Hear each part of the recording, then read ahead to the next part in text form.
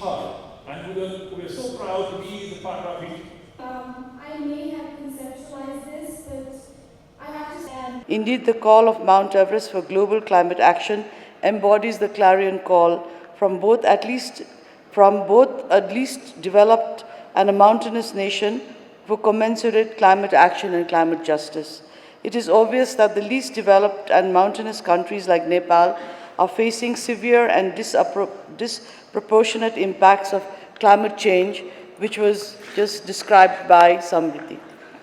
But the global climate agenda and climate processes are yet to sufficiently reflect the plight of developing and mountainous countries. Against this backdrop, the distinguished speakers in today's conclave will shed light on these concerns through, I guess they will be talking a lot about the different aspects of climate diplomacy, climate justice, loss and damage fund, the role of media, and what we could do in the upcoming crisis at Azerbaijan. Ladies and gentlemen, while we are talking about climate crisis, we just witnessed what was referred to by the previous speaker, a catastrophic flood and landslide that devastated the central region of Nepal barely a month ago. The disaster was evidently the result of extreme weather event, as the rainfall in many places during the fateful 3 days amounted to much as half of the total rainfall Nepal receives throughout the monsoon.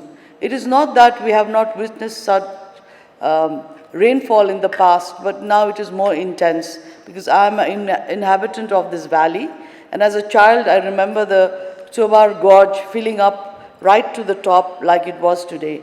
But that time Kathmandu was a less populated city and people are not living around the river banks.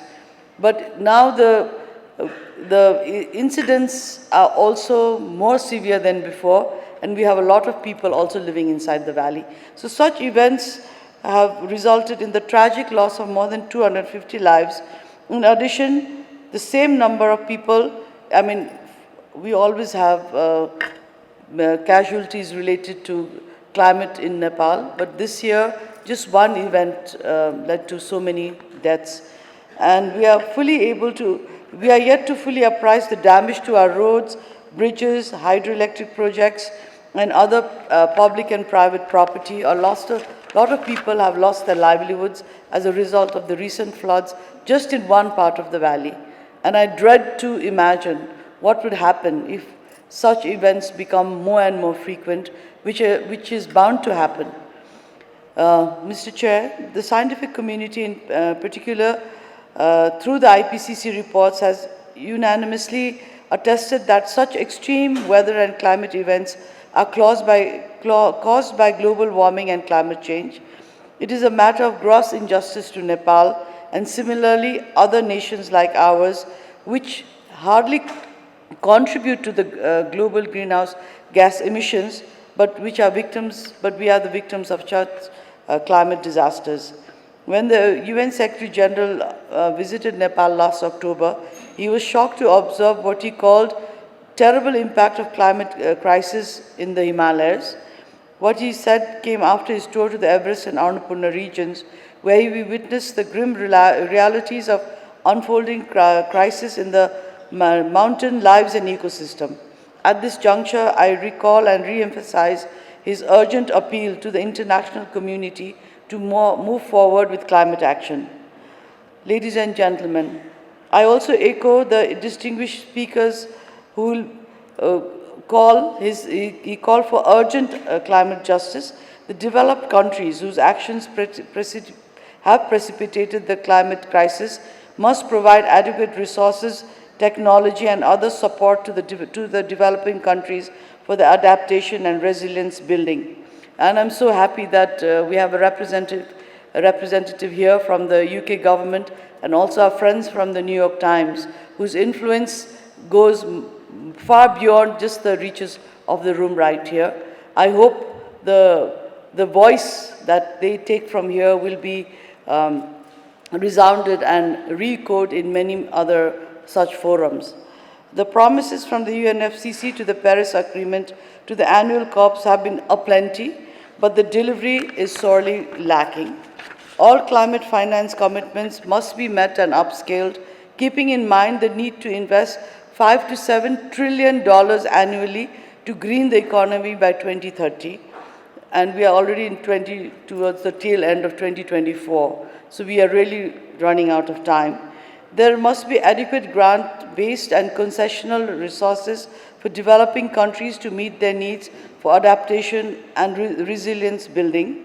All climate funds and facilities, including the Loss and Damage Fund that was operationalized from COP28, must be adequately capitalized, and the resources should be easily accessible to the developing countries. The COP29 in Baku should be an opportunity to take stock and to make concrete progress on all tracks of the climate agenda.